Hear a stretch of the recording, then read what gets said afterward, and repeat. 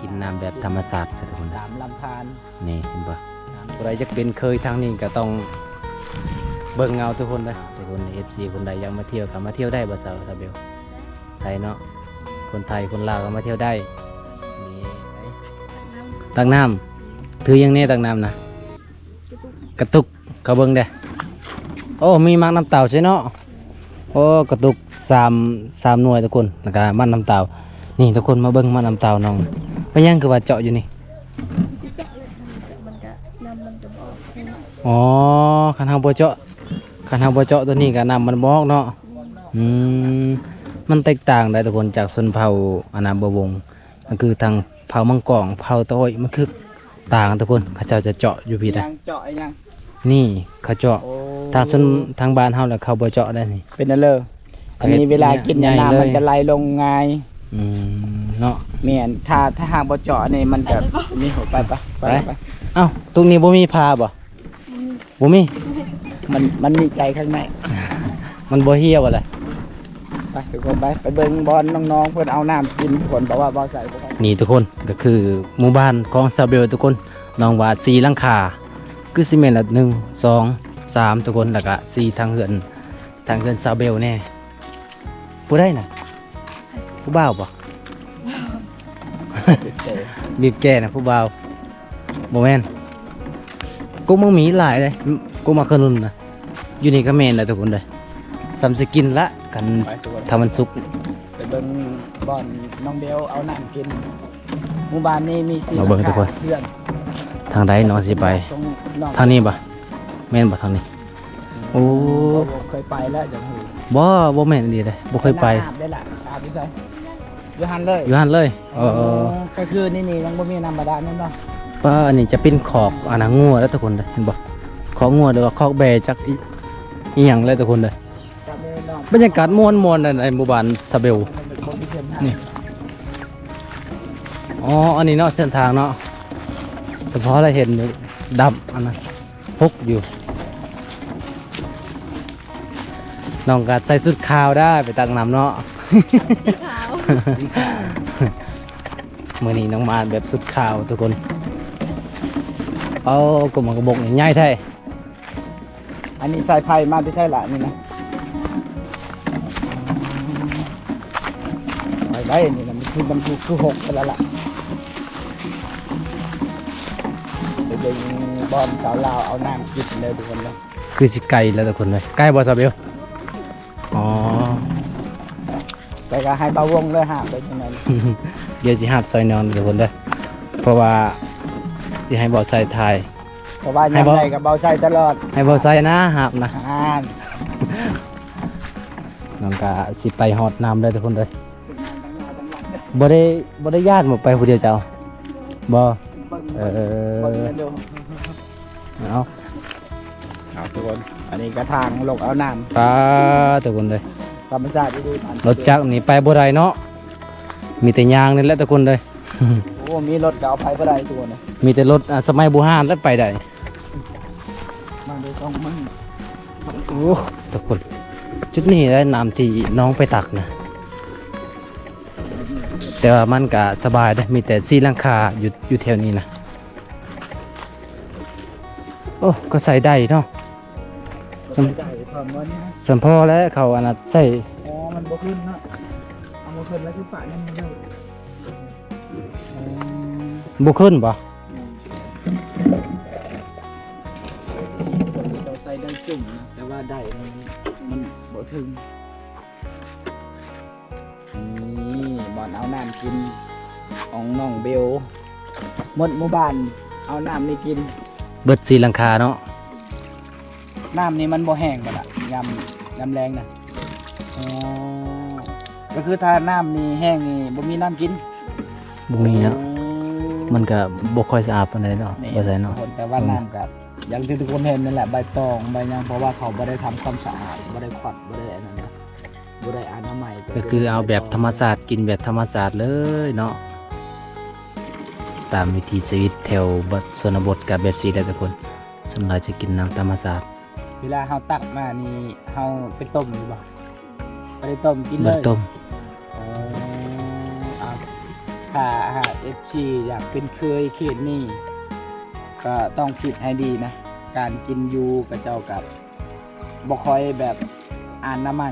เนาะ แต่แบบว่าตักจากธรรมชาติก็คือเอา เอา ไป ทุก กิ คน นได้เลยทุกคน อันนี้คือมาน้ำเตาน้องได้ แต่บ่ได้ต้มบ่ได้กรองบ่ได้ มาน้ำเตาก็2หน่วย ถ้าฝนตกนะถ้าสมมุติฝนตก ถ้าเฮ็ด ไม่ม แตกนี่ก็ ำ โอ้ จะขุ่ ยเนาะ คุณบ่ล่ะอ๋อ เฮ็ดแตกนี่ก็แล้วแหละนี่ น้ำพ่นอีก เอ้า กระตุกน้องก็บ่ได้มีฝาอัดเห็นบ่นี่ฝาอัดก็จักอยู่ใส่เลย ขวดน้ำนี่มีสำนีบ่ล่ะ แม่น บ่าวงคือบ่ซื้อมาแหน่ เก็บไว้เด้อมื้อหน้าเด้อ โอ้ยเนาะเก็บแล้วแต่ว่าอยู่เฮือน โอ้เพราะว่าบ่าวงเพิ่นกินน้ำแพ็กได้เดี๋ยวนี้นะ เจ้าคิดเบิ่งบ่ได้ไปหาน้องนี่เป็น2 ปีพุ่นได้ นี่ที่บ้านบ่าวงนี่บ่อึดขวดน้ำนี่ เบิด กองละเน็ดละนาด กินน้ำแพ็ก ป้าน้ำเนี่ยมันบ่ได้ใส่เนาะมันก็สิ ฟังเสียงยังนะ จึงได้ เสียงแม่บ่ ก็แกกอยู่ ก็ โอ้คือสิหลายแท้แบน่ะ แบซาเบลแม่นบ่ล่ะ อยู่สีหลังคาเฮือนก็สบายอยู่ บ่มีแม่บ่มีแต่งัว แบบ เนาะ ได้ แม่ก็มีอยู่ก็มีแต่ว่าแม่แม่เขาว่าเขา อืม อืม เจ้าอาสาเลี้ยง อืม อืม สรุปง่ายๆก็เจ้าตอนนี้บ่มีหยังเป็นของตัวเองเลย อืม คันสิมีก็คือพัวเป็นของตัวเองงั้นบ่ แม่น นอกจากพัวก็ยังมีอันหนึงอีกบ่ใส่ อย่างอีก หัวใจ นี่แซ่บ เอ้าน้องบ่มีหัวใจน้องก็สิอยู่ สิอยู่ได้บ่เนาะ การลมเป็นตาลมลาชำรอง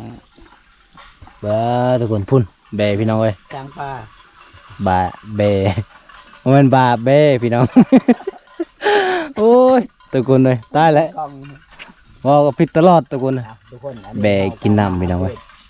วิถีชีวิตน้องเบลนะมื้อนี้ก็เป็นบรรยากาศยามแล้งๆตอนนี้นะน้องเพิ่นก็จะไปเอา กิ กิ นน้ำแบบธรรมชาติเลยทุกคนนะ ตามลำธาร นี่เห็นปะ เอาหาได้ก็คือได้กินหาบ่ได้ก็คือบ่ได้กินแหละทุกคนเลย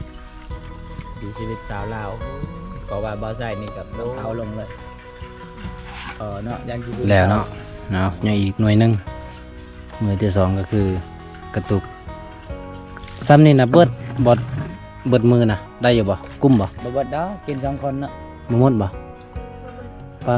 เนาะ เพิ่นกิน2คนกับอีแม่เด้บ่มีดิ่งน้อย นี่ กัน ตุกน้ำจากอนา เวลา จักรห่าน ลม อืม ก็จะเก็บไว้ ตุกน้ำจากห่านกับ ตุกน้ 2 3ทางน้ำมันเครื่องตุกน้ำมันเครื่องมันเครื่องรถไถน้องว่ากุมซ้ำนี่ทุกคนเลยป้ากันเฮือนบ่วงเลยบ่กุมละซ้ำนี่ ำ นะ ผมเนาะโดยเฉพาะบ่าวงกินคนเดียวก็2ตุกแล้ว อืมมันกินบดเททิ้ง ล้างมือด ล้างมือไปน้ำน้องเตี้ยน้องตักกับบไดเต็มด้วยทุกคนก็คือยามันเหี่ยอยู่นี่นะ ำมันเป็นระบบ อืม หายลมนะ ระบบระบาย ระ เด้ บายลมเวลาเฮายกขึ้นเนี่ยมันน้ำมันจะไหลแบบเร็ว เออ เพราะว่ามันมีอันนั้นลมเด้ ระบาย ลมระบายมี เขาก็ศึกษามาดีทุกคนเลยหากก็เห็นนี่เลยครั้งแรกบ่บงก็ได้นี่เห็นปะ คันว่าเวลาเฮานะมันเฮียแบบจุกโจกแล้วได้นี่นะ เออลองกินเบิ่งทุกคนเลยกินได้บ่ซาเบลกินได้บ่ เอาลองเบิ่ง อ้าวลองเบิ่งทุกคนเลยมาลองกินเบิ่งนี่แบบชนเผ่าโตยกับชนเผ่ามังกรบ่คือกันนะทุกคน มีสัญลักษณ์พร้อม มีสัญลักษณ์พร้อมอีหยังอันนี้ไอเลิฟยูบ่ เด้อรวย เอาทุกคน มากินน้ำกันทุกคนมาน้ำเต่าทางโตยแล้วก็เจ้าเจาะทุกคนเลยแต่ทางเผ่ามังกรน่ะก็เจ้าบ่ได้เจาะแต่ว่าเฮ็ดขนาดปากใหญ่ๆทุกคนเลยเอาเป็นไง ครับ สบายอยู่ สบาย มันเอา มันมีอันนั้นเด้ มันเอาง่ายอยู่เลยนี่ ก็มันมีบอลระบายลม มีบ่ระบายลงมาเต็มนี่ ว่าไงไล่ลมมันนะ เต็มแล้ว กันเกินก็บ่ได้อีก เกินก็บ่ได้อีก นี่วิธี พอดามพอดี วิธีเก็บน้ำถ้าใส่กระตุกใหญ่ก็หับขึ้นบ่ไหวนั่นล่ะเนาะสำนี้ก็บ่แห้งแล้วทางขึ้นนี่ก็โอ้ ถ้าผู้ใดบ่สำนานไปเลยนี่เรียบร้อยเลย อันนั้นน้ำเต่าเรานี่บ่เป็น ตอนแรกว่าจะให้เบาวงหาบไปเบิ่งเส้นทางและยาดีกว่า เดี๋ยวมันสิบ่มีลำเตาครับ แม่นแหละน้ำเตาจังหน่อยจะเป็นน้ำเตวเลย เดี๋ยวจะบ่มีลำเตากลับเพื่อน เอากลับแล้วตอนนี้ทุกคนเลยเพื่อสิได้น้ำกินนี่บ่เป็นเรื่องง่ายเลยทุกคนเลย เอาไปเสียบขึ้นตรงนี้ เอาตอนนี้ทุกคนเลยเพื่อสิขึ้นมาได้บ่เป็นเรื่องง่ายเลยเห็นบ่ สาวเบลคนชูชีวิตขนาดทุกคนเบิ่งทางลงเอาน้ำนี่ก็ฮู้ว่าชูขนาดไหนถ้าบ่อดบ่อันนั้นนี่ก็ บ่ได้กินเนาะ ครับทุกคนนะการดำรงชีวิตเขตนี้มันก็บ่ได้ว่าเรื่องง่ายๆนะให้ใจ ขนาด ไปตามน้องเฉยๆนี่มาใช่ยังหอมเลยตอนนี้ ป้าหวายไล่เลยทุกคนเลย นี่ นี่ปลูกเป็นแถวเนาะสวนโอ้เป็นสวนวายสวนวาย ผู้ชาย แต่เก่า บ้านเจ้านี่มีจักคนผู้ชายมี2 คน 3 คน ผู้ใดคือบ่เห็น ไผอ๋อ โอ้เมื่อยทุกคนเลย 3 คนเนาะเป็นงานหรือเปล่าตอนนี้นะจะว่าผู้สาวบ้านเจ้านะอยู่บ้านอ๋อมีผู้บ่าวแล้วเนาะโอ้โหอ้าวเวลาจะนอนนี่บ่ได้นอนนำกันใช่ปะเดินไปขึ้นมันเนาะ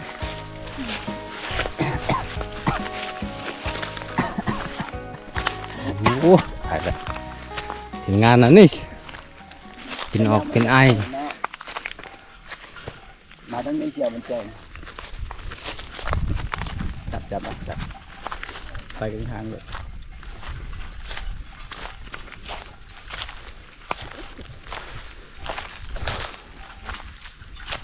เอาตอนนี้ฮอดเทือนซานแล้วทุกคน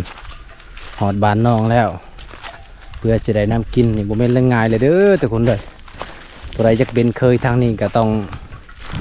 เบิ่งเอาทุกคนเลยผู้ใดอยากเป็นเคยทางเผาตะอ้อย เบิ่งเบาวงเป็นแบบยาก ต้องขยันเด้อทุกคนเด้อถ้าบ่ได้ขยันเนี่ยบ่ได้เป็นเคยแน่เอาทั้งหนาก็จะเป็นเฮือนของซาเบลเด้อทุกคนเด้อขนาดเฮาผู้บริหารก็โอ้ยเมื่อยแล้ว สมพอแล้วน้องบ่ได้ถือลายเนาะซาเบลเนาะคันถือลายปกติก็ลายปะโอ้ คือว่าตักแรงซ้อม อืมมันย่อยเด้โตมานำเตานะ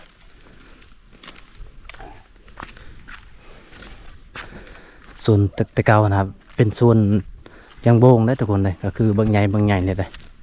แต่ว่าตอนนี้คือไปแล้วก็เจ้าเฮ็ดขายให้เวียดแล้ว เจ้ากับบริยุบานซ้ำเนาะตอนเขาเฮ็ดนะคันจะอยู่กับต้องได้คูดซอยแล้ว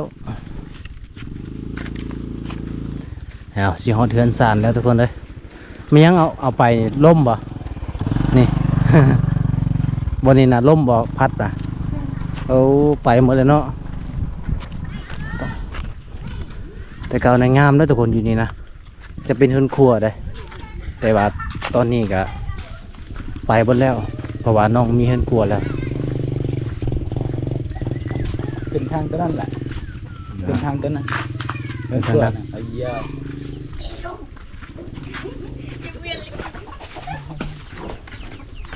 หอดเทือนแล้วทุกคนเลยหอดเทือนสาวเบลแล้วสา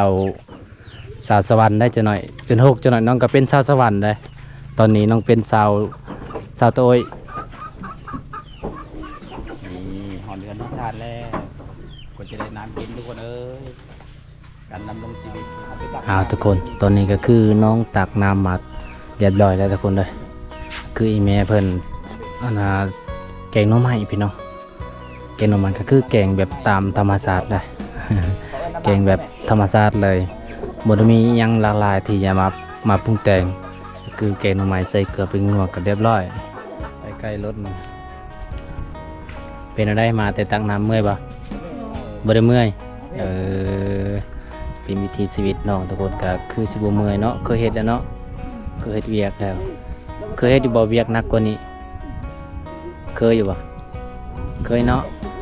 เคยแล้วทุกคนก็คือเฮ็ดไห้เนาะเคยอยู่บ่เฮ็ดไห้เฮ็ดไห้น่ะเคยอยู่บ่บ่เคย ว่าสาวเวียงบ่เคยเฮ็ดไห้เจ้า เฮ็ด เฮ็ดนี่น้องก็เคยผ่านทุกข์แล้วทุกคนก็คือเฮ็ดไห้เฮ็ดนาเนาะถ้ามีนาก็ดำนาอีกทุกคนเลยแต่ว่าน้องน่าจะบ่มีนามีนาอยู่บ่บ่มีเด้มีแต่ไห้เนาะทุกคนใน FC คนใดอยากมาเที่ยวก็มาเที่ยวได้บ่สาวเบลไทยเนาะคนไทยคนลาวก็มาเที่ยวได้นี่ทุกคนเอาคลิปนี้ก็ขอบใจหลายๆเด้อที่ตอนหาเป็นอย่างดีคลิปหน้าก็สิไปหาอีกถ้าว่าน้องมาแต่เมืองใหญ่ก็คือสวรรณเขต บางทีน้องมาเมื่อหน้าบางทีเอาพัวแล้วก็มี บ่มีอ้าวอย่าตัวเด้อ เอาทุกคนคลิปนี้ก็สิปิดไว้เท่านี้ก่อนทุกคนคลิปหน้าก็มาพอกันใหม่มื้อนี้ก็ส่วนไอ้2คนก็บ่มีหยังหลายที่มาหาเจ้ามีแต่โตกับหัวใจนี่แหละ มื้อหน้าก็ไปได้คือเก่าบ่ไปได้เนาะอย่าใส่เลยสิให้น้องทุกคนสิให้น้องตื่มบัตรก็บ่งก็บ่มีคือกันกับบ่ใส่แต่สิให้น้อง50,000เนาะ อันนี้เอื้อย เอื้อยซาเบลได้นี่นะ เอ้ยซาเบลบ่แม่นบ่ แล้วว่าเอื้อยก็ถามนะ เอ้ย อืม นี่ งามซ้ำเจ้าเนาะ เห็นบ่เอาคลิปนี้ก็ปิดไว้เท่านี้ก่อนทุกคนคลิปหน้าก็มาพอกันใหม่เนาะซาเบลเนาะบ๊ายบาย เดี๋ยวมาเข้า